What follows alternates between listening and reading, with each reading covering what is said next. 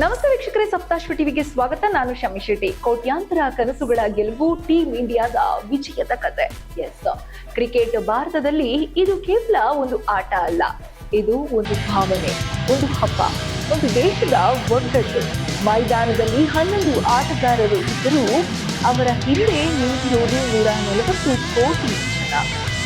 ಭಾರತೀಯರ ಕನಸು, ಭಾರತೀಯರ ಪ್ರೋತ್ಸಾಹ ಮತ್ತು ಕ್ರಿಕೆಟ್ ಜೊತೆಗಿನ ಆ ಅನುಬಂಧ ಮತ್ತು ಅದರ ಮೇಲಿನ ಅಭಿಮಾನ, ಇದರ ಹಿಂದೆ ಆಟಗಾರರ ಪರಿಶ್ರಮ ಎಲ್ಲವೂ ಕೂಡ ಇದೆ.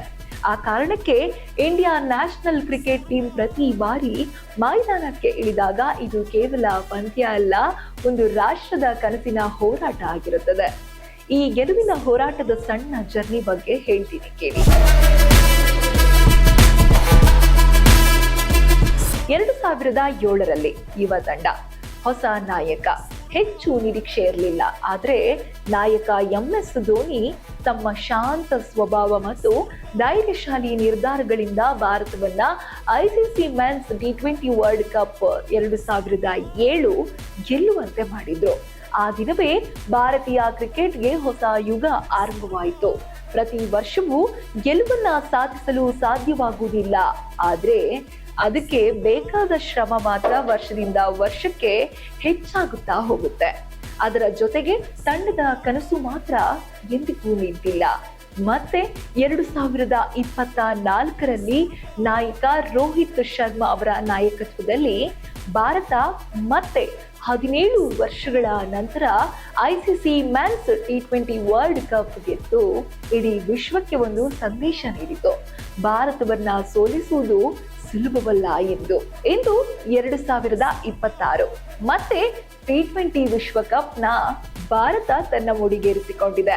ಇದರ ಜೊತೆಗೆ ನ್ಯೂಜಿಲೆಂಡ್ ವಿರುದ್ಧ ಭಾರತ ಗೆದ್ದೇ ಇಲ್ಲ ಅನ್ನೋ ವಿವಾದದ ಮಾತನ್ನು ಬ್ರೇಕ್ ಮಾಡಿದೆ.